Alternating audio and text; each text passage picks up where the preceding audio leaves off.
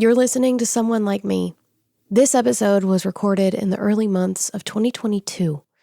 We had just purchased our new Survivor Restoration campus, and the conversations you hear in this third season will refer to this campus as well as our former name, End Slavery Tennessee. In 2023, our organization rebranded to Ancora, Tennessee, ushering a new era as we nurture survivor healing and strategically combat human trafficking in this state of Tennessee. Now, without further ado, we present Season 3 of Someone Like Me. Please enjoy.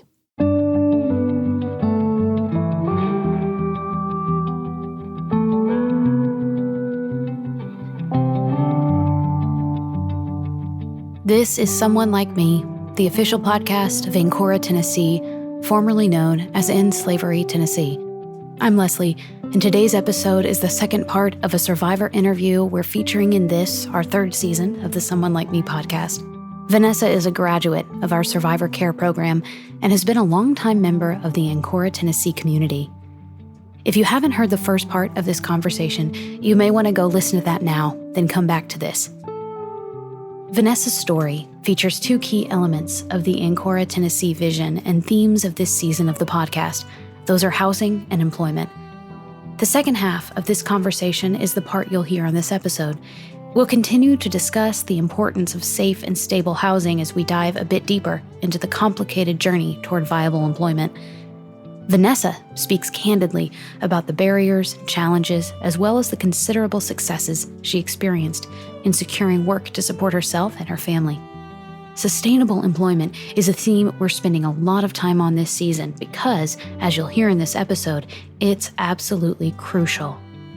In this recording session, Vanessa is joined by myself and our executive producer, Stacey Elliott, as well as Kelsey Mize, Director of Survivor Care.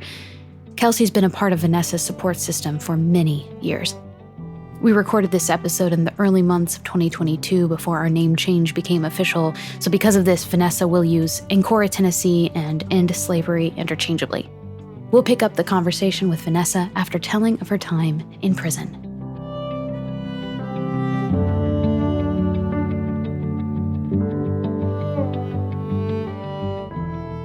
Well, you said the eating an elephant one bite at a time. And as you're telling these stories about these places that you've lived and the different work environments you've been in, even the bad parts of all of that, you're still taking one bite at a time because you're still learning and collecting information. And, it was good that you had a place to live, but you realized, I don't need this much control. And then the next place, you learned a little bit more. And then, and so it's just interesting how there is not a one-size-fits-all, and it's also evident how important it is that good housing is available. Housing that is trauma-informed, that isn't controlling, supportive. It seems like there's a really big need for that. There's a really big need for that because all other recovery programs, they're not built to deal with human trafficking victims. They're not. Like, that's a whole different level of trauma. And I'm not saying that other people that had substance abuse issues haven't went through worse things also. Like, we've all had trauma, but So where did you see that tension when you were in previous programs? Or where was that really clear to you that I don't think you realize, was it the control that was the touching point for you? It was the control. It was how it was all the same. It was the NA. Like, NA is going to save your life. You have to do NA. You're always going to be an addict and blah, blah. Like, they label you. And it's just, I didn't realize how different it was until I got into the Ancora program. And that's when I'm like, holy shit, this is is this real? It was just, because I was there, almost 2 years? Mm-hmm. I lived there almost 2 years. Yeah, lived in there in a residence almost 2 years. And girl, I can't even complete a 30-day rehab. Yeah, so, and I didn't want to leave was the thing. Yeah. I think what I'm hearing you say, and it's the thing I always think about when I think about what we do at Ancora, and that is every person is a unique individual, and you're treated as though you have agency, right? You make your choices, and you're allowed to make some choices, even if they're not, I mean, there are some boundaries, obviously, but you can make a choice that's not, okay, I'm thinking of an example like, what do you want for dinner? I could have a nutritious meal, or I can have candy, and maybe I want candy. So we don't say you can't have candy. We say, Right. okay, let's see how that goes for you. Yeah. And Go get Sonic milkshakes 3 times in one day while you were pregnant. So while she was pregnant, what? I don't even remember what type of milk. It was like a cheesecake. Oh. It was a hot fudge cheesecake caramel with extra caramel and extra hot fudge from Sonic. Oh, 3 times a day? We went twice one day, I know. Oh, honey. Between Wow. doctor's appointments. That was when I had my surgery. Yeah. Okay. That sounds like self-medication to me. Yeah. I gotta take care of myself. Give me a milkshake. I would always get anxiety ordering the drinks that she wanted because she wanted so much extras in them. It was like extra caramel drizzle, extra hot fudge. And I would be at the line and I'd be like, no, she's got to go in. Like, I can't. Because she would be sitting there like, no, tell them I want more. Like, just put all the caramel syrup Were in you the just cup. on like a sugar rush all day long? No. Oh, okay. All right. You take your sugar well. you handle your Yeah. sugar. It was Right, because you know who you are. And our job is to try to understand who you are so we can support who you are. right. Simple and, as that, really. Yes. And Encore definitely did a great job pairing me with Kelsey, even though like the first while was awkward. I mean, I wouldn't hardly speak to her for almost the first few months. And then, and I didn't know who I was. I knew the puppet I was all my life, but I didn't know who I was or what I wanted in life or anything, because I had never made my own decisions before. And so when you're out there going through the life and you're being trafficked and you have a person telling you when to wake up and telling you, I mean, if you get to eat, like, you eat whatever they give you and you do what they say do when they say do. And it's just like, now, why would I want to go into a recovery program and it's going to be the exact same thing that's so triggering?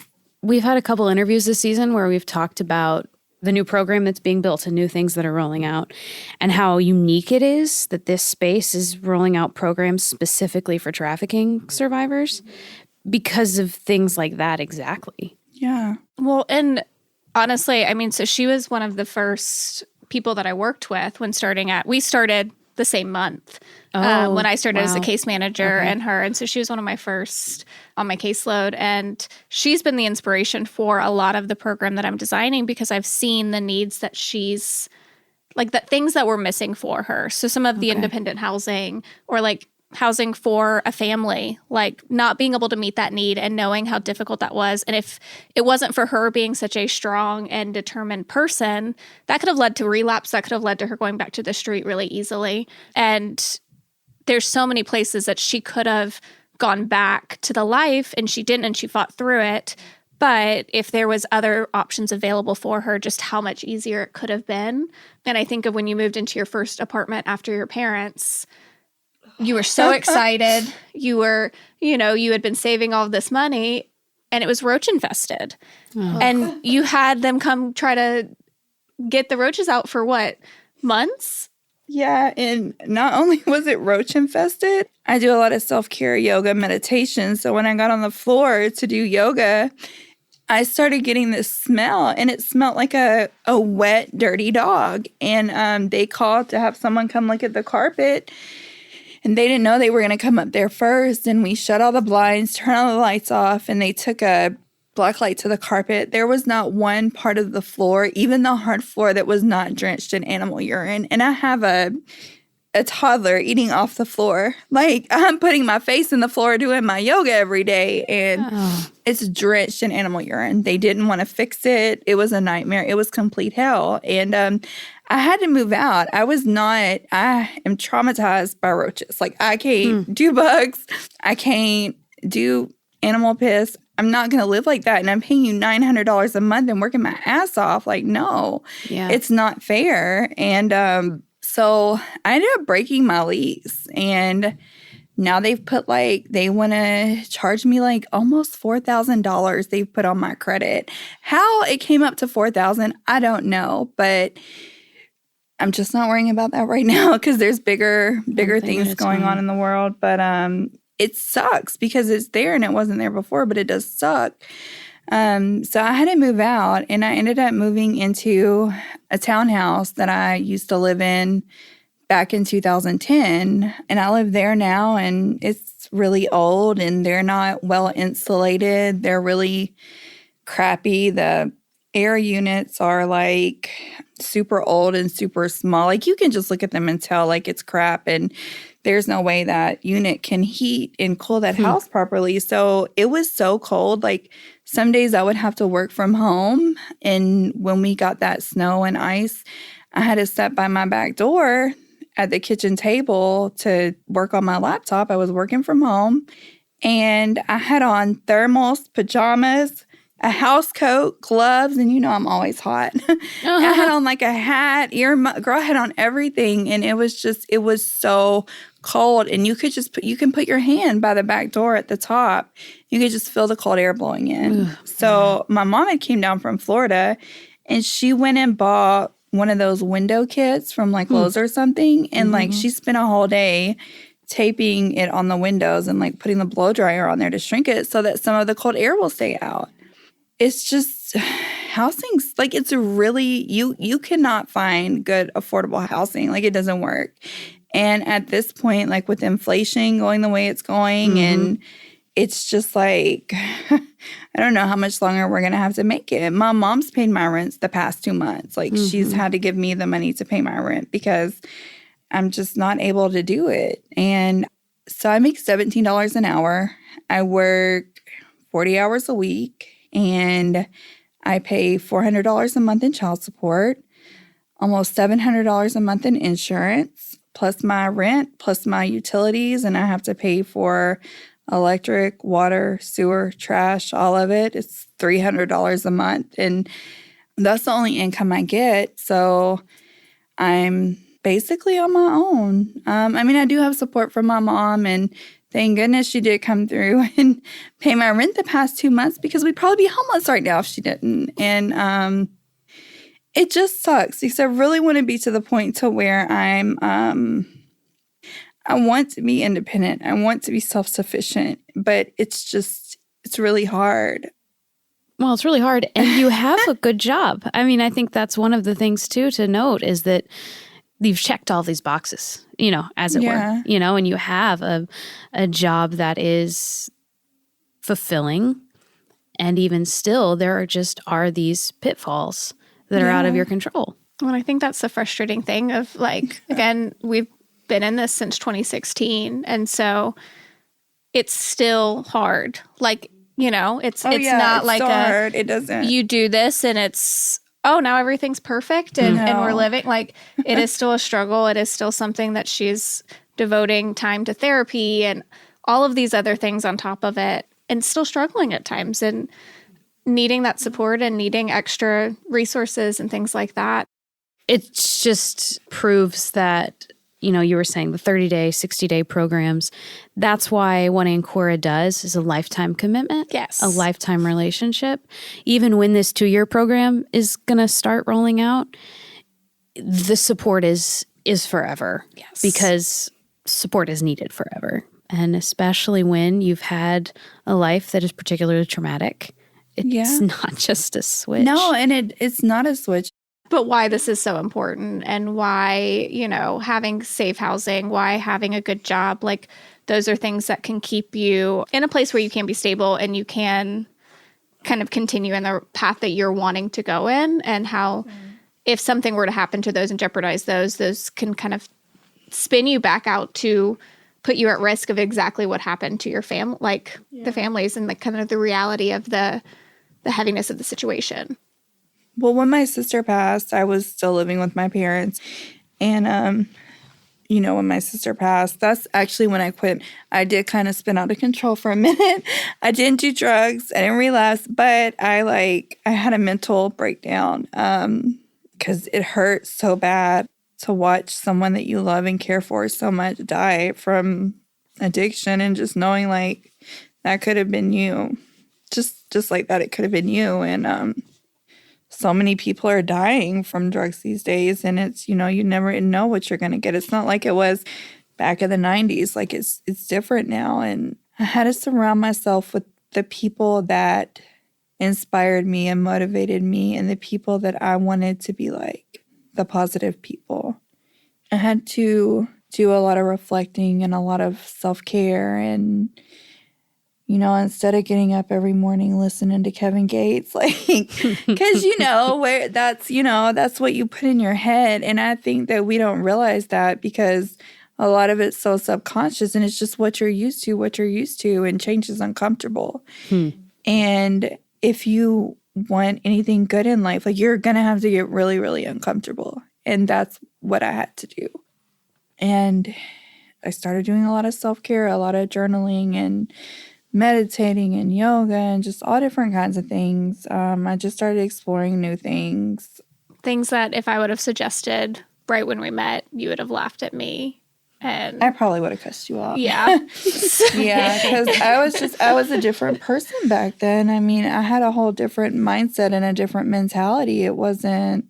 But I think that shows the value, again, of that individualized care and the meeting somebody where they're at and allowing them to get there on their time. And again, you needed to get your kind of basic needs met and get to a safe and stable place with your housing, with your job, get to a place that was at least manageable before you could even start focusing on that.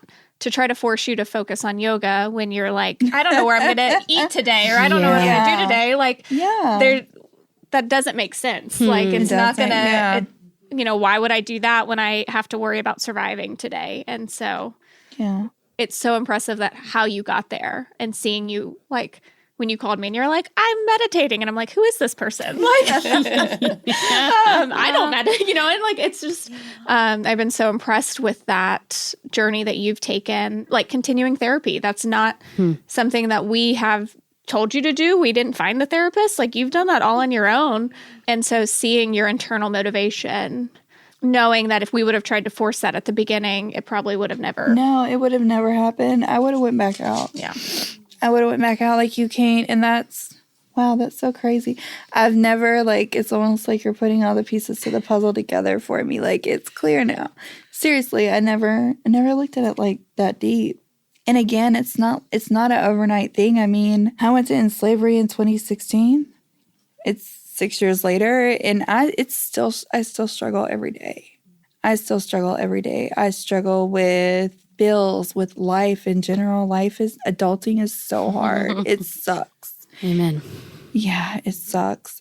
And the layers, you've talked about so many different layers of, well, I mean, there's some things that are identifiable with anybody who's an adult, making sure you make enough money so you can pay your bills so that anybody can identify with that. But I also think when you have all those layers and not the support system, one really bad situation can break all that you've worked on.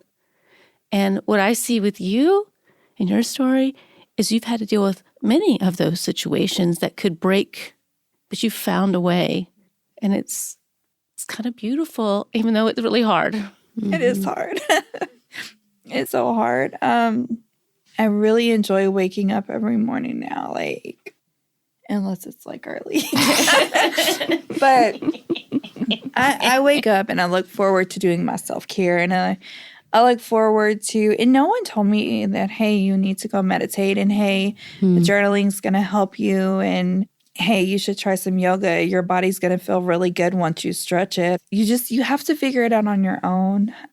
Now, Kelsey did help me a lot she let me figure a lot of stuff out on my own. But she would never say, hey, I think you need to blah, blah, blah, blah, blah. It was always like, I would go to her and say, hey, what do you think about this? What should I do? And I'm so content nowadays. Like, I'm I'm so content. I can handle like things that used to break me down even 6 months ago. Like, it's like, oh, you have to really just shift your perspective. And it's like, oh, okay, this happened. This is what I have control over. This is what I don't have control over. And the parts that I don't have control over, for me, I just surrender it. And the best I can, I still try to control a lot, but I do the best I can. And I try not to get upset. And I'm really content. I have lived such a traumatic, crazy, stupid life that at this point, like literally all I do is work and go home. Like this is like my big outing for ever. Like I just work and go home and I'm so content. It's just nice. It's nice, even though it's a shitty place to live. It's your place to live. Right. It's my shitty place to live. It's my shitty place to live. And I know that I'm not going to have to worry about packing up all my stuff in the morning and moving to another spot and losing what little things I do have. Yeah, it's nice. And to know that I can provide for my kids and put a roof over their head and feed them. And girl, I don't get no food stamps. I don't get no government assistance. I don't get no Section 8. I don't get no help with my utility bill. I wish I did. I really do. But the state has such a fine line with income. And they don't look at your net income. Like they don't look at the income that you bring in. They look at the income you make, like prior to them taking out taxes, child support, insurance. They're looking at your salary. They're not looking at what I'm bringing home. Take-home pay. Right. Yeah, and I still owe because at one point I owed $30,000 back pay and child support, and I'm down to like 13. That's impressive. Wow. Yeah, 13,000. That's incredible.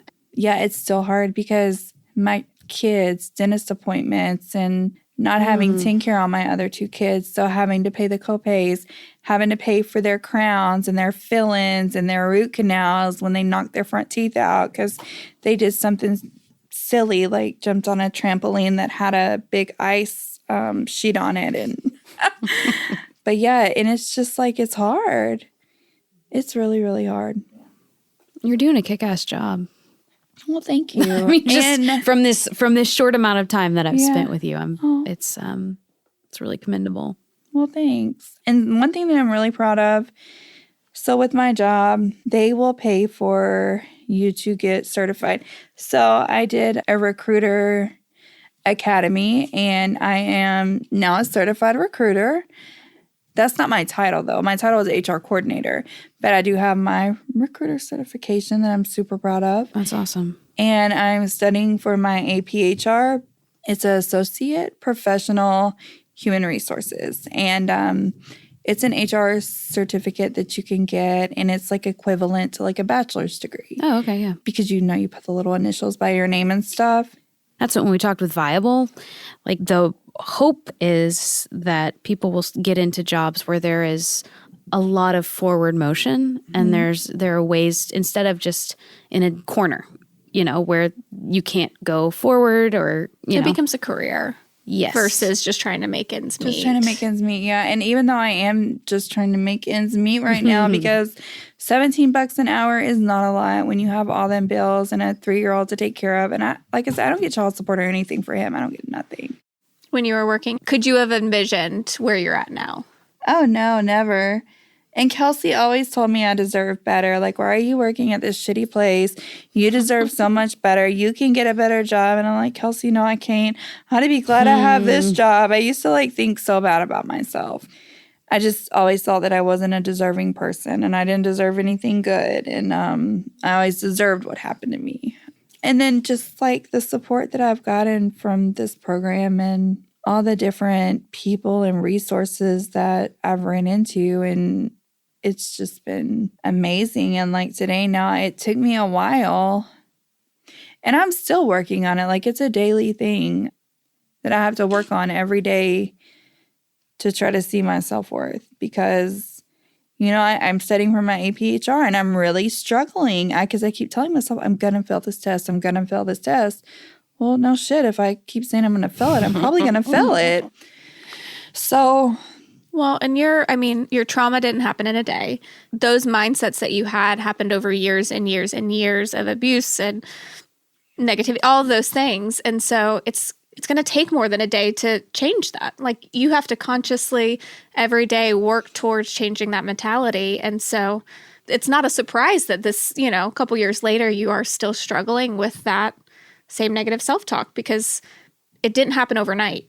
You are undoing years and years and years of work and damage that happened to you, and trying to reprogram how you view yourself and loving yourself through all of that. So it's funny because when I first started meditating, I'm like, oh, I'm going to do it and it's going to change my whole life. Girl, it does not work like that. Let me just tell you, I'm still, I'm trying to become like more self-aware and just trying to be better, do better. And it takes lots of work and it's hard and it's not easy. So I really believe that saying is really true. Anything worth having is not easy. Is that what they say? Something like that, because it's not. It's a really hard, long struggle and journey.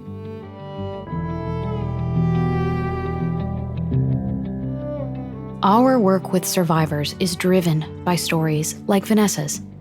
The work is never fully done because the healing process is complex and ongoing. This is why we work tirelessly to provide structure for our survivors for continued healing and growth. It's a long game, and one we commit to for life.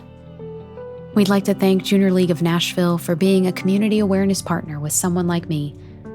Our producers are Stacey Elliott, Caitlin Reed, and myself, Leslie Eiler Thompson. In addition to being a producer, Claire Bittigary Curtis is our engineer, and she is assisted by Selena De La Cruz. Special thanks to our intern, Riley Herman. And the original music you hear is by Zach and Maggie White.